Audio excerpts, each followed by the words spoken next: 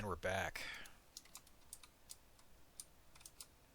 And one of the things I liked the most about the old lighting was how all of the cubes, you know, were very shadowy and looked very dramatic, you know? Kind of like how a lot of old Minecraft YouTube thumbnails looked. Also, I'm glad that's good luck. Hell yeah. But there is one detail I like in here, despite them having removed that. And I don't know if that's just it being bugged or if they actually did, but I like that they actually added ashes.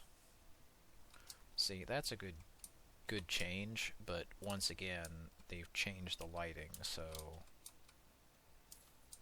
either that or this fucking port's busted. I'll have to see cross-reference, but the lighting's not the same is what I'm getting at. It doesn't have the cool shadows and shit like it used to. Because the harsher, darker shadows that kind of made the earlier versions look good just disappeared. Now it has to be all soft and colorful and, you know,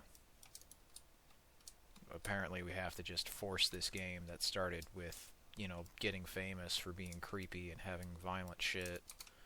Yeah, we just have to make that all kid-friendly, which is kind of defeating the entire purpose of why you even bothered making a horror game. Because it just looks silly as fuck. Alright, let's see if this works.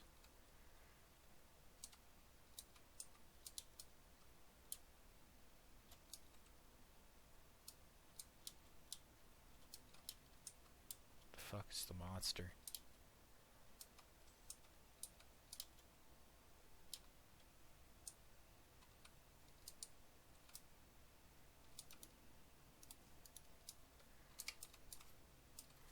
Where's this last one? It's over here?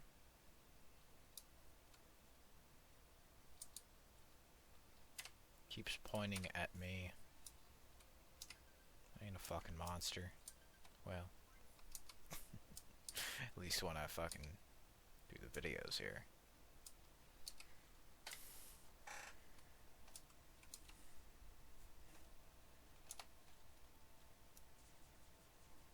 Oh, it's under the ground again. Oh shit, it's the devil. What does the devil do kindly to a nuclear bomb in his face?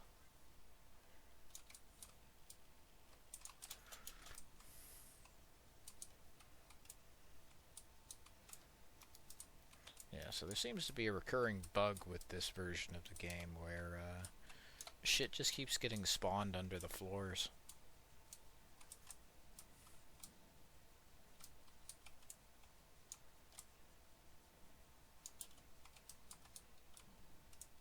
Oh shit. Need to find like some armor. There we go, excellent.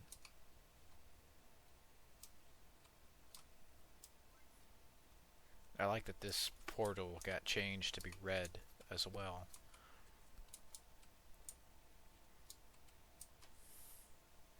And it's kind of a shame the story didn't just end here. Because, you know, to be continued, and it never was. Then when it was, it kept doing more cliffhanger bullshit, and it's just so annoying. Why are you screaming? Teleporting is fun. And this was just straight up like the end dimension originally, as I've showcased, so you definitely know where they stole their ideas from. But I do like the soundtrack. The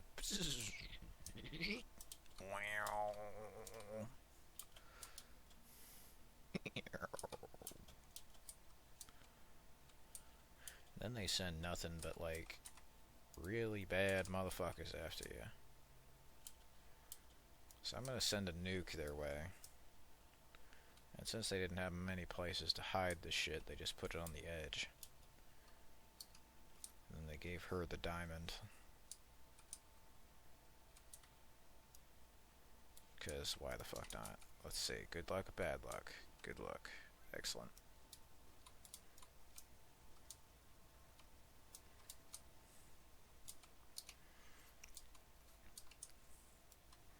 And this is why I say PC controls would, do wonders for this game, because of levels like this, where you have to constantly turn and shoot, and you don't have much room to actually maneuver.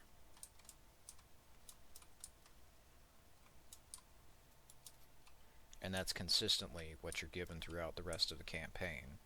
It keeps itself super simple. But, that's the thing that kind of worked to its strength. As I said, it's like an arena game, like Doom or something. But using a lot of more, Xbox 360 types of early 2010s shit in there.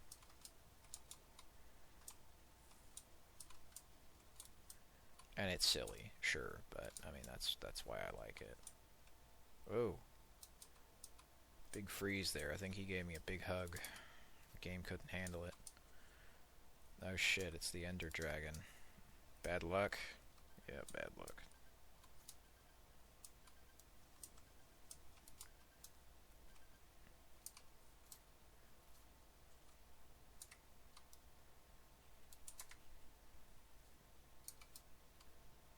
Alright, well, you big ass dragon, I hope you don't mind. I'm gonna just,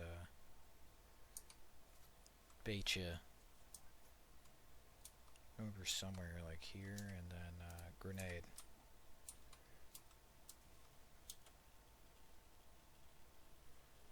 Nope. Don't think the game very much liked grenade.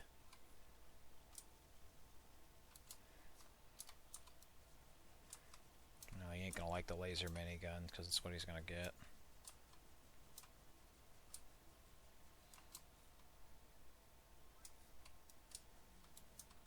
There we go. He's fucked.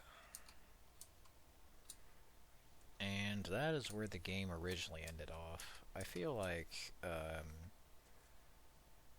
consistently, the first two worlds were probably the strongest, and there was a good solid beginning, middle, and end with a whole journey in between where you go to another world and, this, schoolgirl helps you, but it's so obvious that they just forced some bullshit here to keep you playing. It's like, you could have just had the whole thing if you had to continue doing this.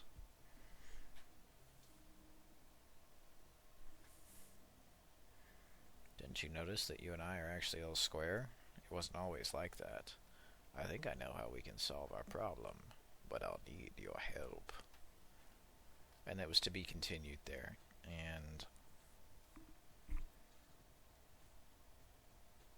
even he can't, look at this shit, seriously. Just, even he's cringing. That's great. But, I do have to say, that is an excellent map, and I would like to use that as a wallpaper. I'm gonna keep that shit. I'm gonna get this one, too. Get this as well. There we go. And now, I'm gonna head over to the Crossed Worlds, and it's time to go here to World 3. Can't cross this barrier. It was made for the creatures from this world. Forgive me.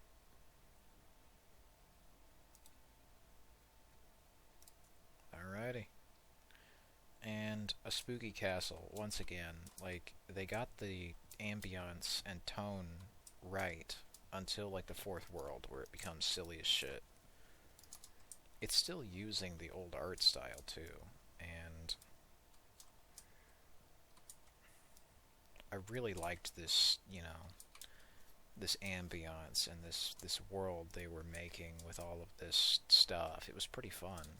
It's a lot of shit that I enjoyed as a kid, but How many years do you have to wait until they get their shit together to fix it and to finish it? So inevitably I gave up. You know, live services are just that, in truth. It's a waiting game that keeps tugging at you. You'd hope and hope and hope again that they'll do something, but they never will. And I realized that that was kind of a problem that just was never being fixed because the intention was never to fix it. It was just to keep you guessing. It's the same manipulative bullshit that fucking Valve does, you know, with Half-Life 3 and all that. Same manipulative shit that so many other companies stoop to the lows of. Giving you hope when there simply wasn't any. And that became very telling as years and years and years went by, and I started to question why it is I even enjoyed things like this. And the reason why I enjoyed it was because it was fun, and there wasn't anything like it that I had experienced before. And as well as that, nobody had done anything to this scale on the iPad. And by the time they did, it was so many years later and so different that when I wanted a game like this, but, you know, Minecraft, I didn't get it. Instead, what released was Fortnite, and I just didn't care because it was not fun. Like, I had dabbled in third-person shooters. I like third-person shooters, but that game just never sat well with me. Mostly, it was they would put content in that game that was anything except what I wanted, and outside of, like, maybe the first couple of years, after that shit just devolved into what most cartoons do, that being degeneracy. I didn't really care to stick around, because once again, the game adds all these colors, and suddenly it has to be for children just because a bunch of children play it. This game, with Pixel Gun, stuck to a lot of the more spooky and, you know, almost like Tim Burton elements. Way longer than most did. Like, they even have these fucking, you know, goofy-ass tree monsters that look like the Ents from Lord of the Rings. Fucking giant spiders. You know, dark castles and shit.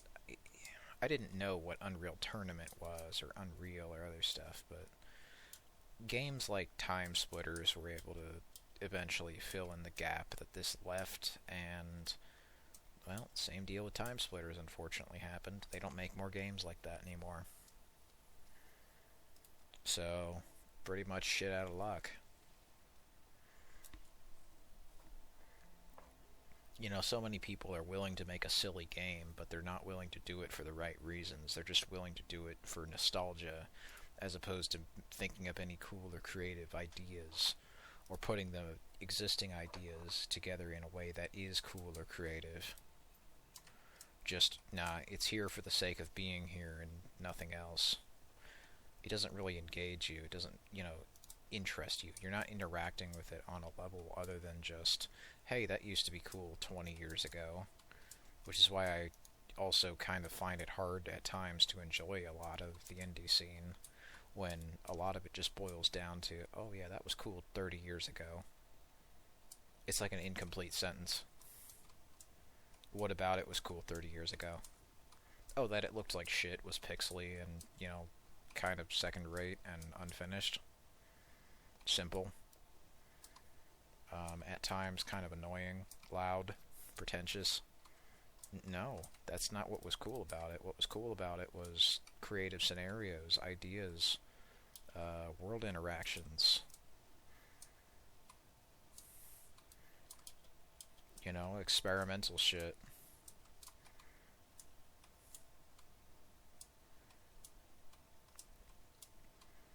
And, yeah, a lot of that got lost near the early 2010s with some games, but there was a small, you know, small but sort of loud minority that was like games like this that actually did still try, and they were new, using old ideas in new, novel ways.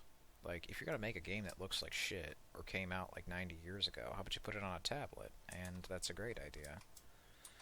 Because now you've made something that's accessible to a younger audience, who otherwise might not be older, mature enough to actually interact with more adult games, or have parents who, aren't okay with that. And this game gave you a lot of shit to do. Like, it was no small amount.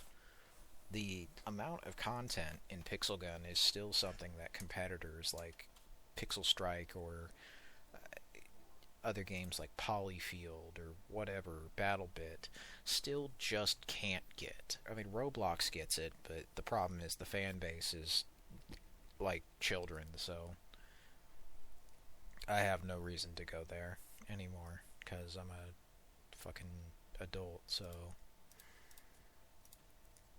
there's no reason for me to much bother. The reason why I bother with this, though, is because I figure that I knew that there were reasons why I liked this style of game, but I couldn't put my finger on it until I had it in front of me.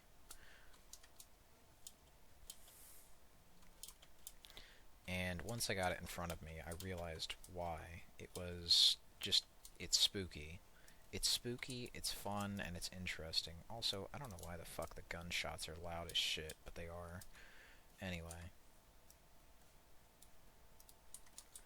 It's interesting, it's elaborate, it's got a lot of shit moving together, there's a lot of content, there's a lot of fun things to see and do. And it's a fun, casual game that you don't have to, treat like a fucking job. Like you're a slave, having to dedicate all your time to just one game instead of, maybe having fun on a bunch of games, which is really what I liked so much about mobile games. And jeez Louise, I got a fucking dry throat after playing this shit for like 2 hours. Anyway, as I was saying, it's what I really liked about mobile games, and a lot of games from this time, is that there was a very casual, carefree attitude about a lot of this early stuff that has since disappeared and kind of been turned into a time waster. Well, I'm not here to have you waste my time. I'm here to enjoy the game on my terms.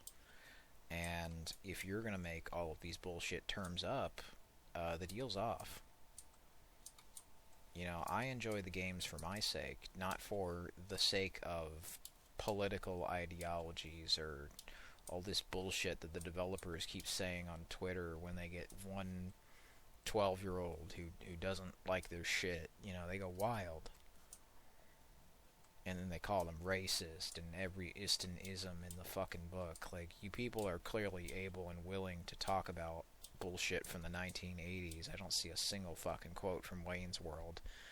I've worked I don't believe in any ists and isms. I have various hairnets and aprons from jobs I no longer, work at. Well, if you're gonna do that, if you're gonna quote bullshit from the fucking 1980s all the damn time, and movies that suck, by the way, or otherwise are so hilariously out of date that they're no longer of any interest, or, movies that are good but are ruined because the internet loves to ruin shit constantly, then it's like, okay, well, does that need to be the priority part of the game that otherwise is maybe lacking in content, has a bunch of shit that you're forcing down my throat to pay for? Like, I'm sorry, Call of Duty, this is a game where I'm supposed to be shooting people in current day, or, fictitious current day at least. Why are you adding all of this My Little Pony, clown, anime, Nicki Minaj stuff into a game where I'm shooting people? Because Fortnite does it, that's why. Then why don't you just make a more kid-friendly game, or something that would appeal to little children, as opposed to just forcing an M-rated game to bow to the whims of your competition? The reason why people liked Call of Duty and games like Pixel Gun here is because they were leading the pack in otherwise, you know, markets where people would fuck up something so simple. But Pixel Gun got it right until they got complacent and they got greedy. And I think everybody knows that, at least everybody who used to play this game. Because you could just you could have any weapon you wanted, you know, any cool strategies. You were more than welcome to fucking experiment with that shit. It was cool. But, yeah, you know, they added all of that shit to squeeze more money out of you, and in doing so, wasted your time more than your money. So if you don't pay for shit, why would you bother? It's just a pay pig simulator where they treat you like garbage. Well, I already get treated like garbage enough in the real world, so I don't need more of that when I just want to, you know, kick back, relax. Maybe I only got like an hour to play a game or something, so I want to use that time to, you know, decompress, not to be stressed out about more bullshit.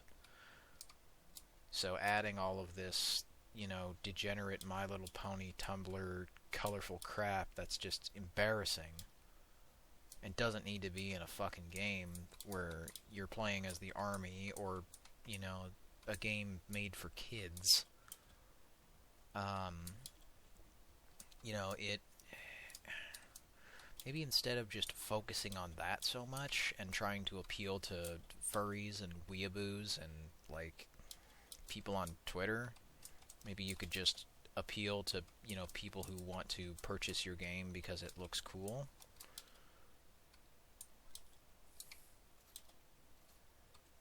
That'd be a good idea. But if it's a good idea, you don't do it. I mean, it's what I think Gabe Newell's fucking life motto is at this you know, Valve, the whole company. If you are good at something, never do it. Not even never do it for free. No, no, no. Just never do it. You know, they consistently showed that they had a talent for making cool, immersive little games where, you know, the worlds and environments and your interactions with said environments were excellent. I mean, Left 4 Dead 2 is a game where they were apparently rushing it, but you'd barely be able to tell. It was made in like a year. I mean, maybe a few things will stick out. Like, I think the one thing that really sticks out to me is Nick's hand, because it's got like a fucking line on it. But otherwise, no, like Left 4 Dead 2 is probably their best game, and everything else is just either good, okay, or average. Valve is not a company that is, you know, so fucking great, but, I mean, neither is Nintendo, Microsoft, you know, Call of Duty, Pixel Gun, or whoever the fuck else, so.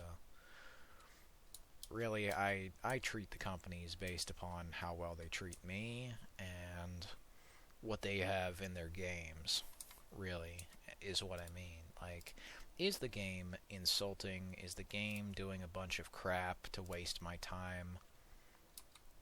Is it fun? Is the fun being, you know, focused here? Is that what really matters to the people who make the game? Is making a game instead of, you know, making me not want to play their game.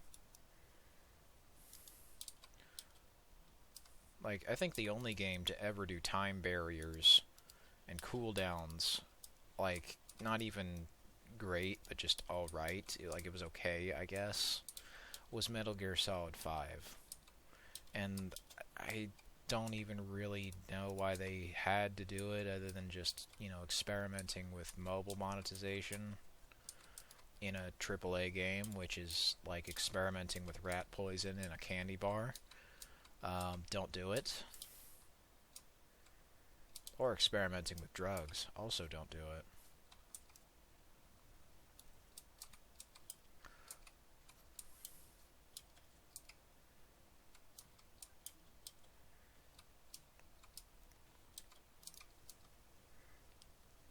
You know, why poison and taint an otherwise, you know, what could be an otherwise cool experience for just a little bit more money. Well, that's why, because the money's gonna be the one doing the negotiating here. When money's to be made, nothing else matters.